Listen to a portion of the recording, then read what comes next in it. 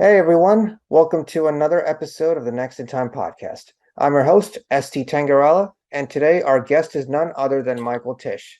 He is the co-founder of HomeRoom and the marketing brains behind the company. Before joining HomeRoom, he worked in many different companies across Silicon Valley in the field of marketing, including Google, Zynga, Airbnb, and Facebook. And his company, HomeRoom, is a Y-Combinator backed residential real estate platform that simplifies out-of-state investing and streamlines affordable renting. It consists of a marketplace where they help connect rental property investors seeking a turnkey experience, along with high yield, along with renters seeking modern yet affordable housing. And Michael is looking to help make the world of real estate more affordable with HomeRoom. So, Michael, welcome to the show. Thanks. Thanks for having me.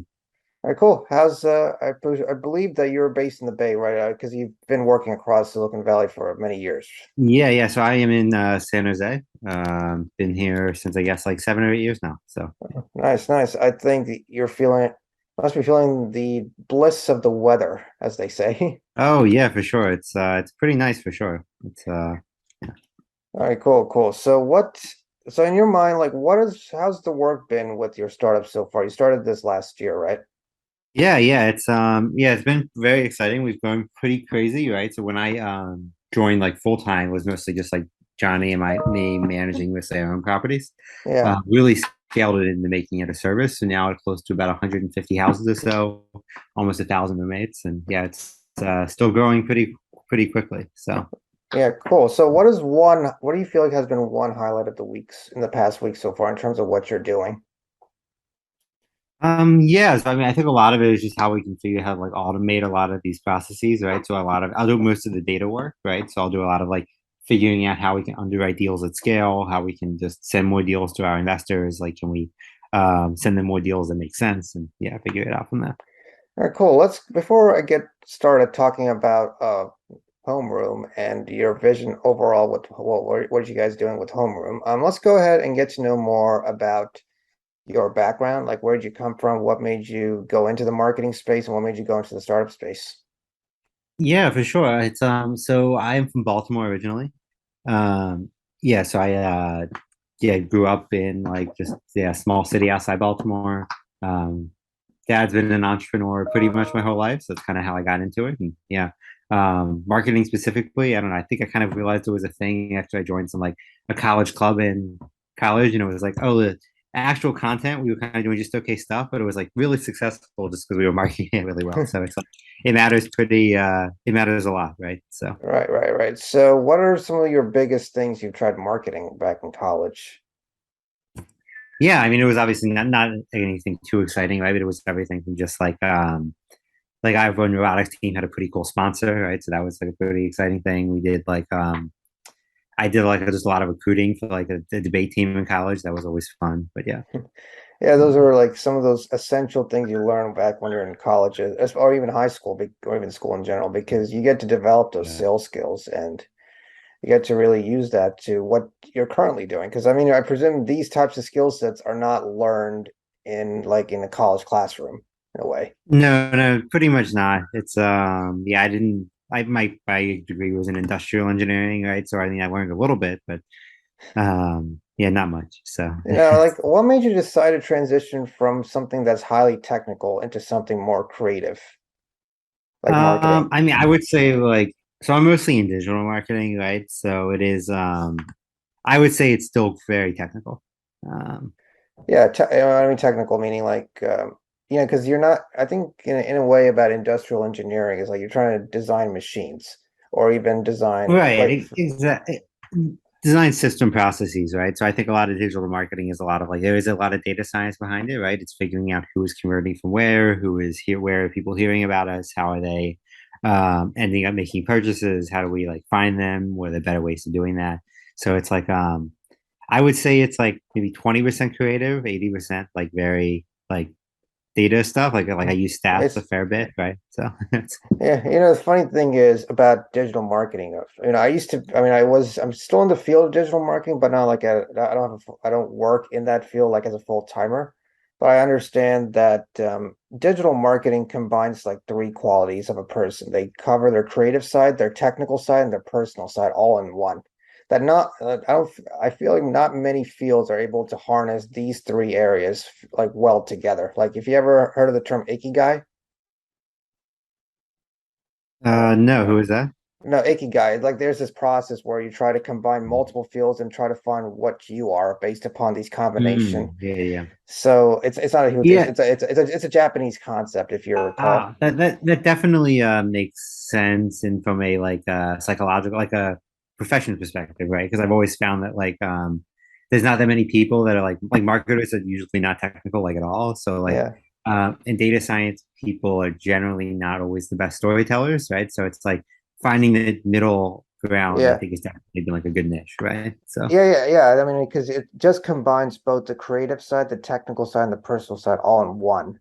That's you don't right, really get yeah. to experience that in other industries out there. It's like it's either you're going to be technical or technical or creative personal, but it won't or technical personal, but it won't combine all three in one together.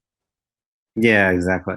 Uh, So got it. So you graduated from Johns Hopkins University, then you went into working. Cornell, but Corn- close enough. I mean, why do I keep thinking so whenever people are from Maryland, So, they so just I did work at Hopkins during the summers in college. So it's like I'm from Baltimore. I basically like work down the street from yeah. I worked at Hopkins for a few years. So yeah, it just feels like Cornell. I don't know why I looked at your thing. I was like, I thought you went to Johns Hopkins. I keep whenever you say you're from Baltimore, it's like it just Johns Hopkins rings a bell to me.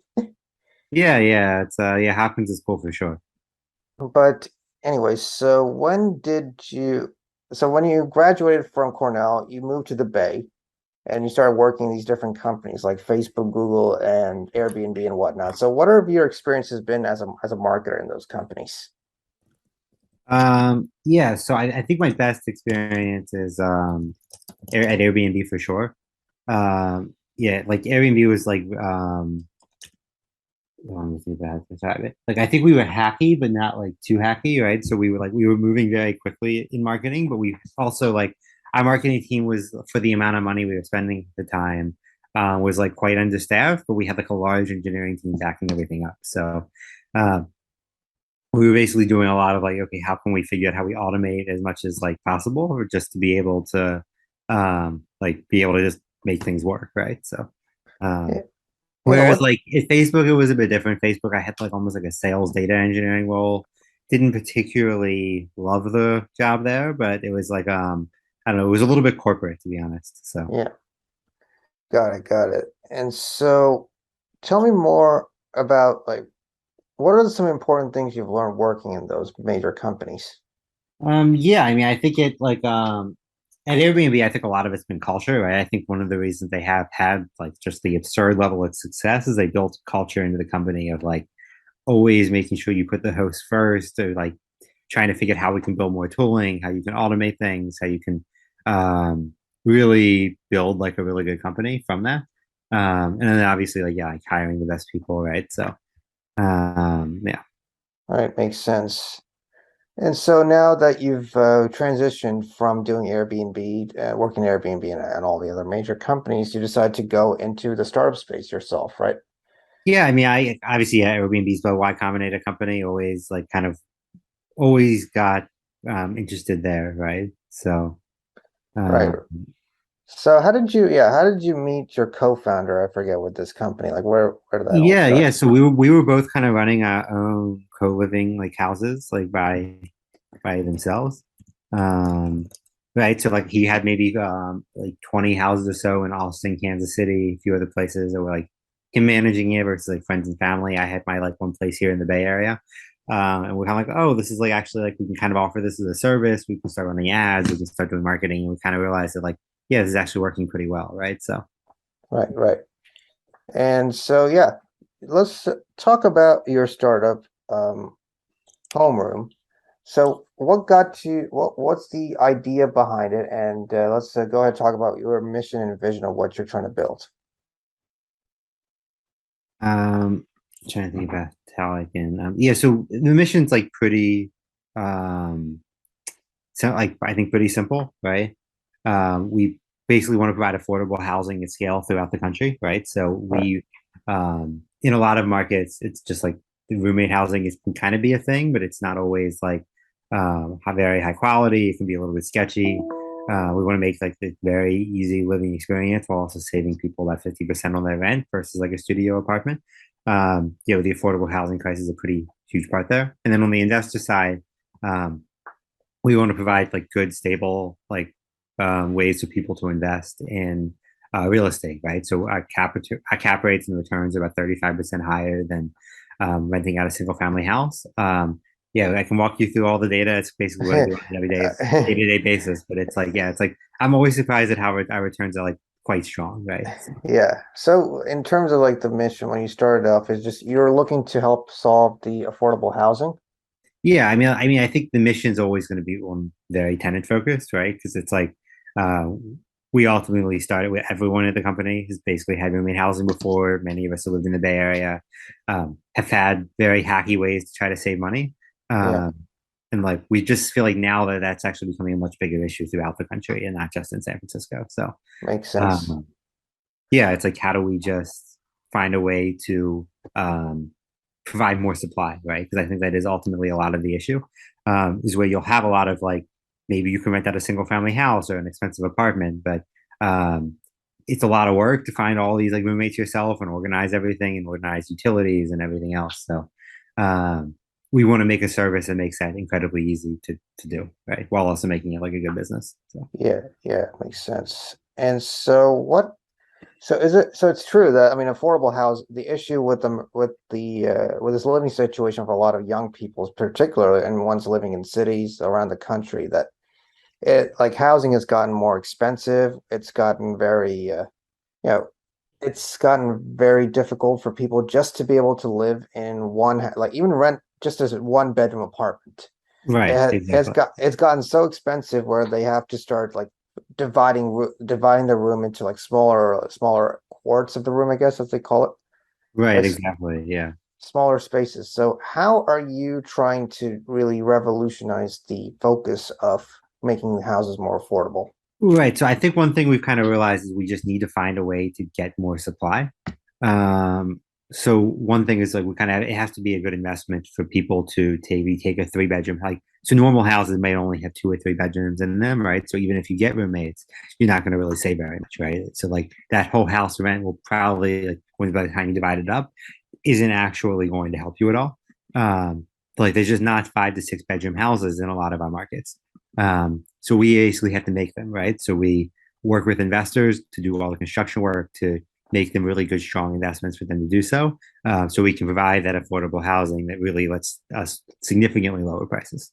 Got it, got it. And so the person that you are going to give, I mean, this is more targeted towards people who can't really afford housing in a way, right? This product Yeah, I altogether, think or part of it is we don't really have any trouble renting out our rooms. They move pretty quickly. We just post links to them on the various sites and are able to find tenants pretty quickly, right? So like the how, main, yeah, our customer I think is ultimately the investor because they're the ones that are harder to find. So no, because if let's just say, for example, since you said this is a marketplace of a company and you're trying to service that marketplace in a way where you have the investor, they want to purchase their houses. The yeah, renter wants to be able to rent a house. So, yeah. like, are you building like are you building like one or two types of marketplaces just for to service those kinds of demographics? Yeah, I think it's ultimately a way we can it's not a pure marketplace at the moment, right? So I think eventually we might get to the point where we can like fully people list themselves. I think the main big difference here is we actually have to do a lot of construction work to be able to add in extra bedrooms to one, make these investments make sense, and get people higher returns while also lowering the costs, right? Because if you just like rent out a three-bedroom by room, you're not going to be it's not going to be really any cheaper than just renting a studio apartment, right? So Yeah, and that makes sense. And also, just want to let you know that this is my first podcast with a Y Combinator back startup. So I just want to for sure. know just want to know, so for those people who are out there applying to Y Combinator, like what was your experience like going through that process? Yeah, I thought it was a very good experience. I mean, just like the ability to raise capital, we weren't very well connected to like the Bay Area fundraising like VC market before, and it just allowed us to make a lot of those connections very easily. and allowed us to like increase the value of the company like almost 3x, right? So in like 3 months. So it's like it was definitely worth the relatively small amount of equity that it costed. In terms of like application process, it was really just a 10-minute interview with like Cybal and a few of the other partners there. And it was just like them grilling us about the market, asking a lot of very detailed questions, figuring out what it is we really do. Um, and like if they don't understand what you do, they're never going to invest in you, right? So that's like the most important thing. Like be very clear of what your business is, how it works, how you make money, and everything else. Yeah, I mean that's a very simple. I mean they always say that you got to keep it simple when you're trying to solve Yeah. a problem out there. And so what you did was simplify the whole experience of real estate investment and rental property really. I would say giving renters affordable housing in a way, right? Yeah, exactly. So what do you feel like are some of the big challenges right now with what you're trying to implement? Um, yeah, so I'm just thinking about it. I think a lot of it is just like how do we find more investors right now? So like um it's pretty hard, right? Because I think a lot of it is like we've been doing a lot of ads, we've been doing a lot of reaching out, but with the interest rates the way they are, just a lot of these investments are like they don't look as good as they did 6 months ago. So it's like we've still been able to find a lot of sources of capital and we're still growing, right? But it's a matter of like how do we keep accelerating that? We need to like yeah, the interest rates is a big one. So there's a lot of things we can do to get around that. We can do institutional sources of capital, try to find cash buyers, but those are obviously harder to close. So yeah. Yeah, so the mission, so what are you trying to do in terms of the mission? I mean, yeah, I think you've explained about the difficulties of attracting investors, but let's just say, for example, do you feel your mission of what you're building is strong that will make they'll transform the real estate industry? Yeah, I mean, I think we'll get there. I think it's a matter of like, I think once we see a lot of some of the cooling off in terms of inflation, in terms of interest rates, it'll definitely be like, it'll open up a bit.